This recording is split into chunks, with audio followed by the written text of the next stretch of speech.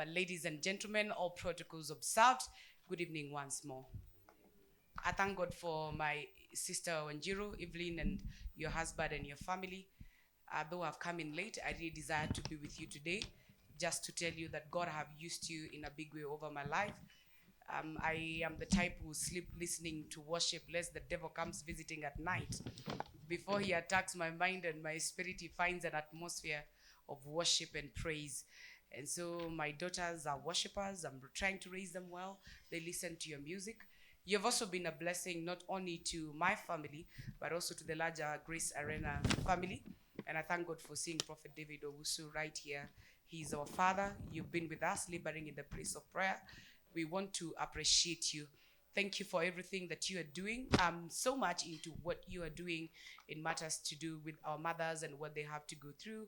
And thank you for making a difference in the society. Some people would think you really need to have big titles to make the world a better place. Others would think you need a lot of money. But it takes you to conceive something in your spirit, push it in the place of prayer, and ask God to grant you people who could believe in you. And once they do so, I'm a confirmation that God would always place a burden in people, not only to pray with you, but also to partner with you in what you are doing. You've done this country so proud and raised the Kenyan flag so high internationally. We feel really good when we watch the likes of Joe Meto in Ghana. We listen to psalmists in the country of Nigeria, and listen to our sisters and brothers in Tanzania. You have been so consistent. So I'll make this final point, say it's so easy for anybody to rise to the top, but it takes a big grace for you to maintain and sustain and even go higher in the things of God and also in the things that you do. So I've seen many secular musicians who have really tried. Others started ile Ben Gidhay alisema walianza na mwili, walianza na roho, wakamaliza na mwili. And you know, there is all the confusion that is in the industry. Why there is a confusion? Because they perceive worship as an industry and they perceive it as kitega uchumi.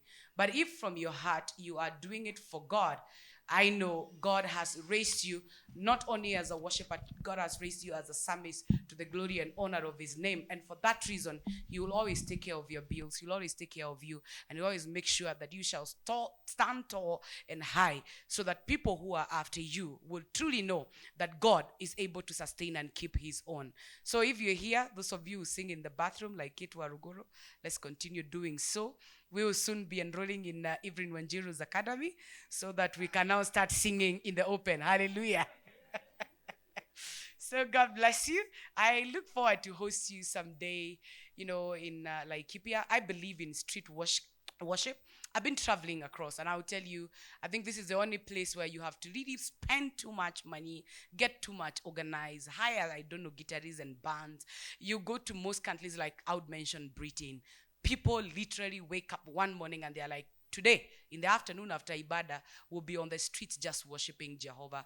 How powerful it is. The days will come, the days of Mama Teresa Wairimu, when she would say, monthly I'll be at Uhuru Park, praying for any person who desires Christ, regardless of your tribe or your religion. That I know it is possible for us one day to wake up and move to Kamukunji, move to Gikomba, move everywhere, and just say we are bringing street worship and we are bringing God closer to your marketplace.